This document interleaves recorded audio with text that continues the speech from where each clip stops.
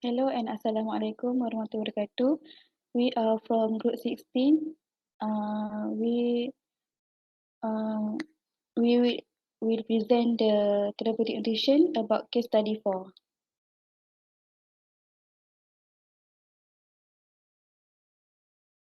Okay, this is our table of content. Number 1 is a clinical sign of malnutrition. Number 2 is a potential effect of cancer and its treatment on a patient's nutritional status. Number 3 is about nutrition care process. And number 4, meal plan and dietary strategies.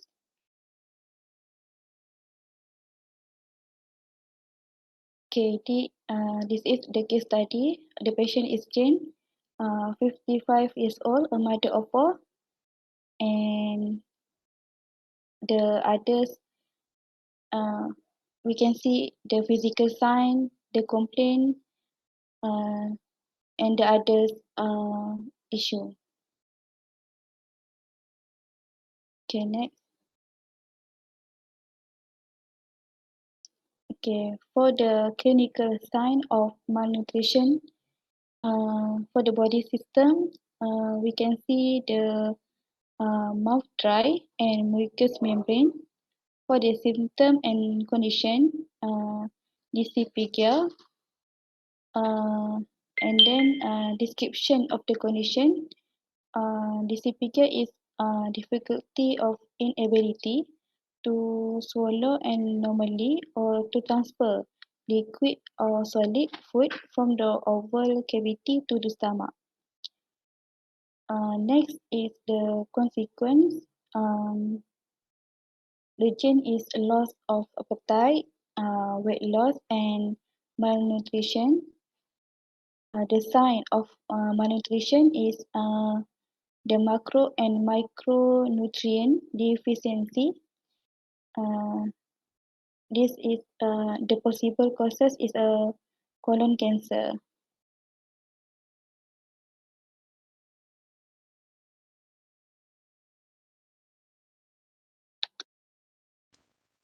So, hi, my name is Nur Afika Bintu Masafin.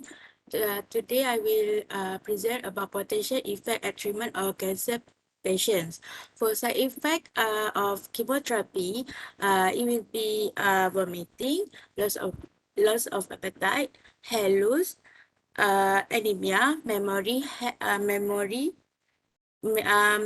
impairment, deterioration or skin and hair. So five signs and symptoms of colon cancer is blood in stool, trouble going to the to toilets, loss of appetite, and plus tiredness. Next. So potential impact on cancer, there is 5 potential effect on cancer. First is malnutrition. Malnutrition is protein calorie malnutrition. 2 is significant weight loss. 3 anorexia. 4 is sarcopenia and cachexia. Next. Treatment of cancer patient, there is 4. First is chemotherapy. The chemotherapy, the side effect is anemia, fatigue, hair loss, change in smell and taste. Second in immunotherapy, its side effects is fatigue, cheese, fever, and decreased food intake.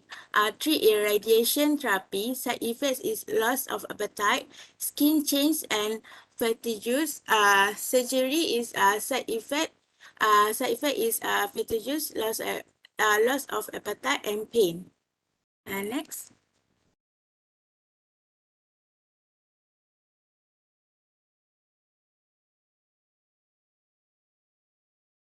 Assalamualaikum, and my name is Nur Atika Adlina.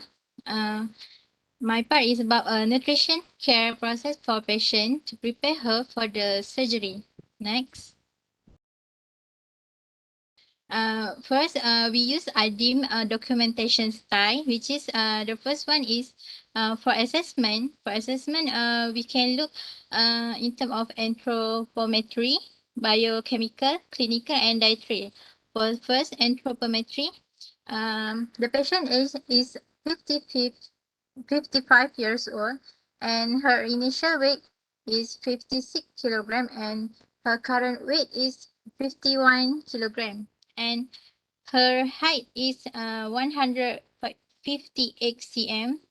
Uh, for BM for her BMI initial, which is 22.43, which is Jane is still in her normal state of BMI range. And then for her current BMI, she's also in a normal BMI, which is 20.43.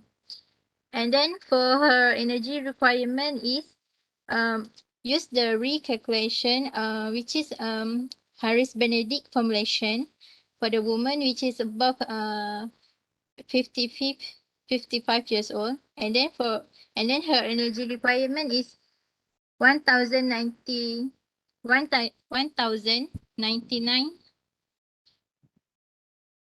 90 991.5 calorie per day. Next.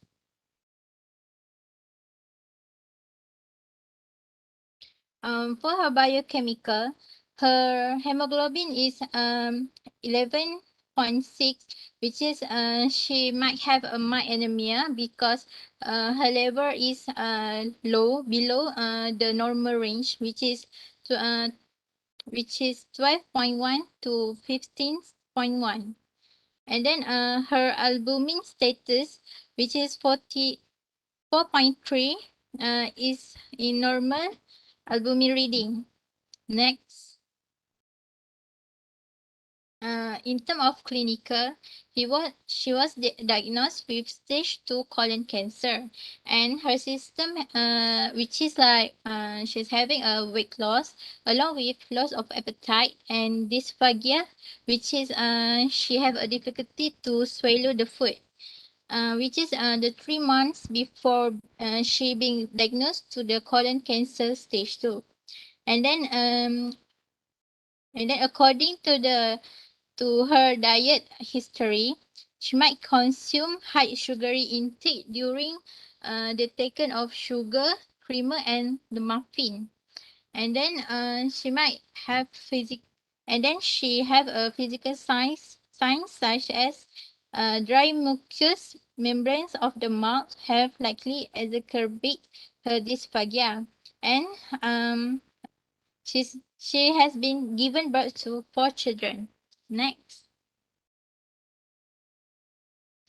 In terms of dietary, she might consume caffeine intake, and then low fruit and vegetables intake. For the third one, inadequate fiber intake. Next. For the diagnosis, for the first one, dehydration related to inadequate beverage intake as evidenced by patient's diet history and dysphagia. Number 2, weight loss related to inadequate food intake as evidence as lost appetite and dysphagia. For the third, stage 2 colon cancer related to inadequate fiber intake as evidenced by patient's diet history and dysphagia. And then for the fourth, mild anemia related to inadequate iron intake as evidenced by Jane's hemoglobin result. Next. For the intervention based on diagnosis 1, which is dehydration, patient will be given liquid food or juice or fruit juice 8 to 10 glasses a day to rehydrate the body fluid. Then patient will be given soft-touch food to stimulate saliva and drink through the straw. And then for the second diagnosis 2, according to diagnosis 2, during her hospitalization, Jane will maintain her current weight as she's still in normal range BMI. Modification of her diet include adequate calories and nutrition-dense food to prevent further weight loss, which leads to underweight. Next. Intervention based on diagnosis 3, which is stage 2 colon cancer. The patient will be given fiber-dense food to prevent progressive infection to their intestine. And then the patient will be given a nutrition-dense food as the patient will undergo chemotherapy. And then intervention based on diagnosis for anemia. The patient will be given green leafy vegetables and source of nut and legumes to help treat iron deficiency anemia. Next. For the monitoring and evaluation, first, we can do like monitoring weight. Make sure that she have a monitoring weight herself daily and keep log to maintain her BMI in normal range.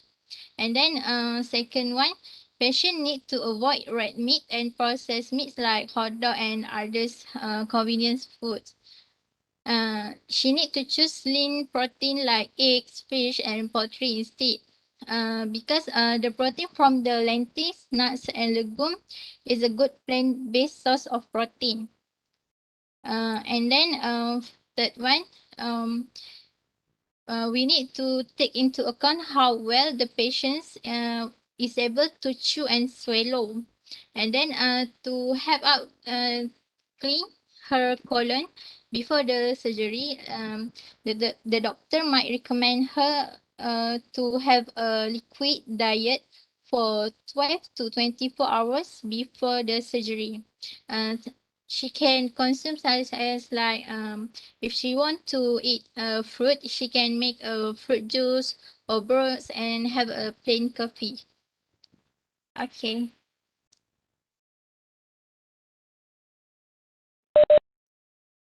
My name is Guan Jinwen, so I will continue the presentation to the part of designing meal plan.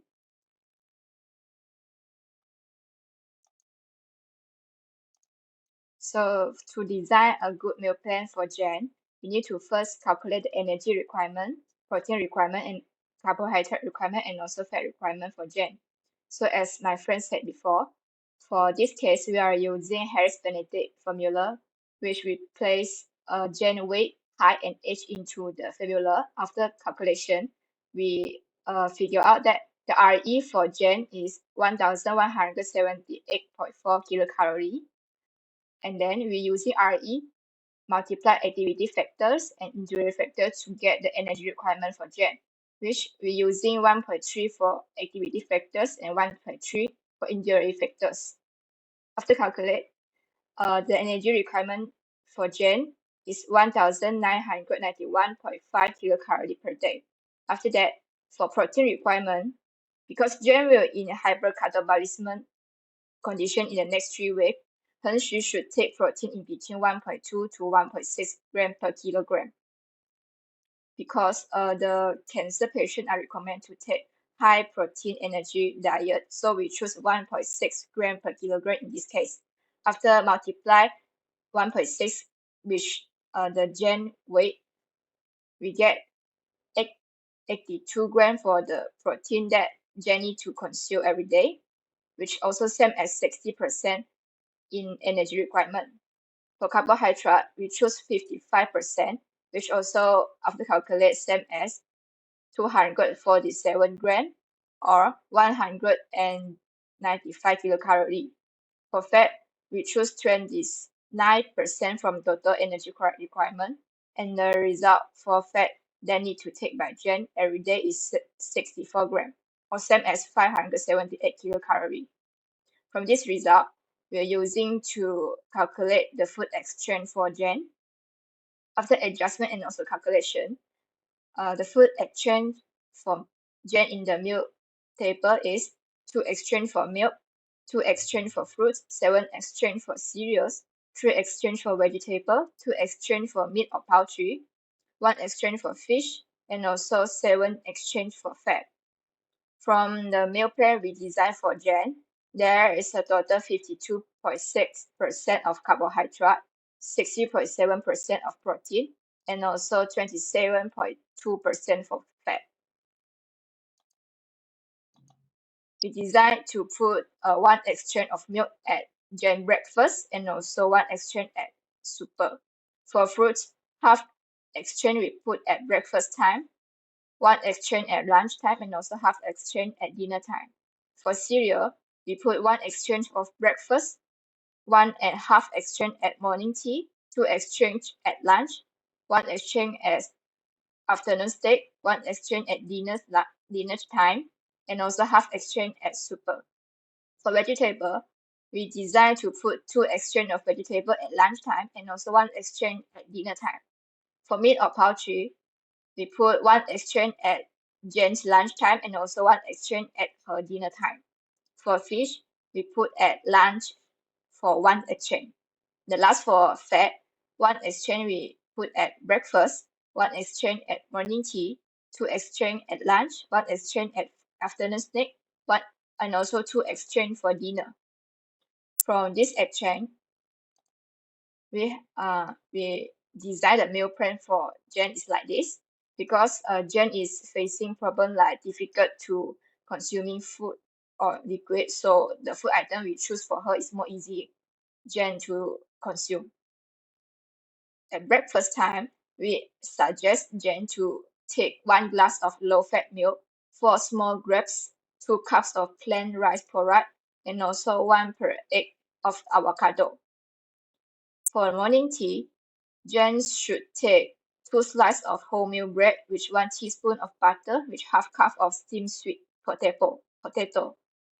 And for lunchtime, Jen should take 1 slice of watermelon, 2 cups of cooked white rice, 1 cup of stir-fried broccoli, 2 whole eggs for omelette, 1 medium steamed yellow streak scallop, 2 teaspoons of olive oil, and also 1 glass for plain water. For afternoon snack, she should take 6 pieces of biscuit with 2 tablespoons of light cream cheese. At dinner time, we recommend Jen to take 1 whole banana amass, 2 cups plain rice porridge, half cup of stir-fried bok choy, 1 pieces of steamed chicken drumstick, 2 teaspoons of olive oil, and also 1 glass of plain water. For super, we also design food for Jen to take 1 glass of low-fat milk and also 1 whole steamed mashed potato.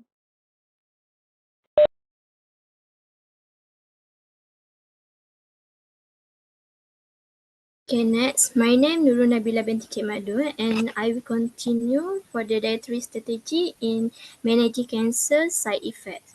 First, fiber and lactose is advisable to reduce side effects as bloating, abdominal pain, and diarrhea. Eat in a small amount of food, but more frequent meals and snacks. Next, Jane have to avoid eating raw and uncooked food such as unwashed fruits and vegetables to prevent the food poisoning. Next, Jane also have to avoid consume food too spicy and salty and also avoid caffeine, alcohol and tobacco. Next, for the increased protein intake, Jane have to consume low-fat cottage cheese, fermented meat product or seafood, small amount of egg, and tofu cheese. Next. For the dietary strategy for symptom of anorexia, Jane should to eat nutrient-dense meal and snack frequently, drink nutrient-dense beverage between meals, to avoid feeling too full with the meal. Next, for xerostomania, try to eat soft or moist food with extra sauce or dressing.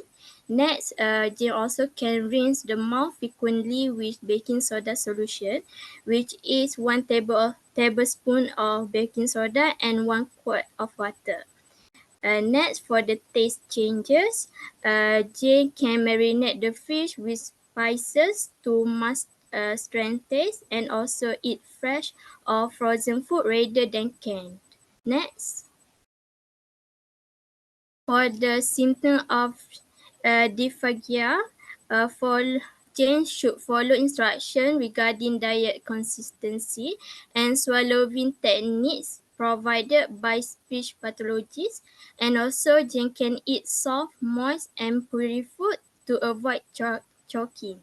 Next, for the mucositis, Jane have to try sucking popsicle or ice chip before eating to stimulate swallowing reflex. That's all from our group. Thank you.